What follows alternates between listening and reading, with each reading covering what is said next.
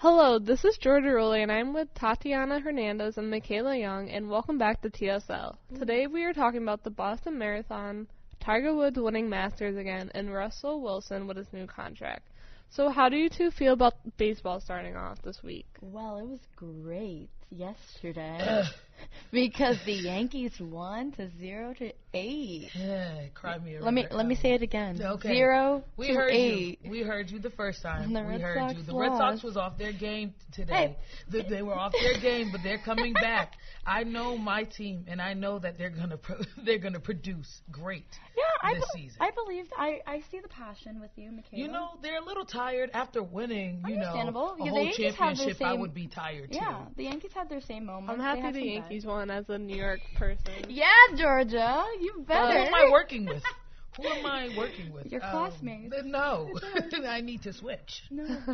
Hey, the Red Sox probably had a bad game, but as a proud Yankees fan, I was happy that they beat them. So I digress. This past Monday, the 123rd Boston Marathon was held.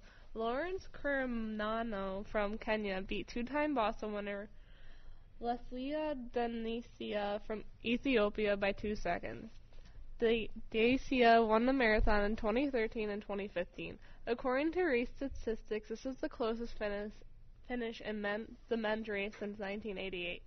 Also, Workish the Gefa of Ethiopia won for the women's race. She is one of the best marathon runners right now, and this past January she ran the 4th fastest marathon ever.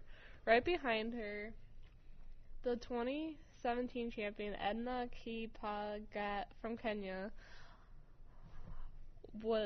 came in second. On the other hand, NASCAR driver Jimmy Johnson also competed in the race for the first time, and he said that was the most challenging thing he has ever done, and said it was such an experience.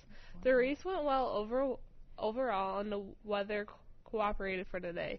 Many people were worried about the rain will get in the way, but luckily there was only light rain, and the temperature was 55 degrees, which is like perfect running weather. I'm happy the race went good overall this year for everybody, and some past runners made new personal records this year. Now over to Tatiana about Tiger Woods. Well, Tiger Woods won his first green jacket in 1997 when he was just 21 years old. Now, as a 34-year-old, coming back from his 3 back injuries, Tiger Woods had won the Masters once again. Yes, I'm not the biggest golf fan, but I had to watch his final putt. I got on my laptop and immediately saw the wonderful moment when Woods won. The audience who were there for that momentous moment roared exactly after when Woods met his shot. It was incredible to see how crazy the crowd went at a golf tournament. Whenever you're thinking of golf, you're usually thinking of small claps and silence. That was the complete opposite at the Masters this past Sunday. It was fun to see the GOAT of golf come back from his injuries, marriage scandals, and family issues. Seeing him win immediately and immediately hugging his son and daughter got me really emotional. It shows that this man who struggled with a lot in the public and his health, that he won for himself. Telling the golf world that he is back and here to stay. I really hope that Woods keep it humble and know that the winning is a blessing. The New York Times stated, Jay Monahan, the commissioner of the PGA Tour, believes the sport is well positioned to capitalize on the reemergence of Woods. He pointed to the new schedule with the PGA Championships held in May and a long-term $2 billion international TV rights agreement with Discovery. It's not like you change your business in a moment like this, Monahan said. You think about how you get to a moment like this and put your tour and productions in the best possible position. Tiger Woods can make golf popular again. That's what I believe. And hey, you never know that Woods can make it exciting, and just like his recent win. You never know. I can be a new golf fan. So I was wondering about you guys. You saw the winning moment, or will he be a future golf fan because Tiger Woods is back in his game? I'm gonna be so honest. I do not watch golf, but I was proud. I was like one of those fake people that just like I was sitting there like yes, but I don't know what was going on. I have no clue. I don't even know how the game is played. All I know is get the ball in the hole. That's all I know.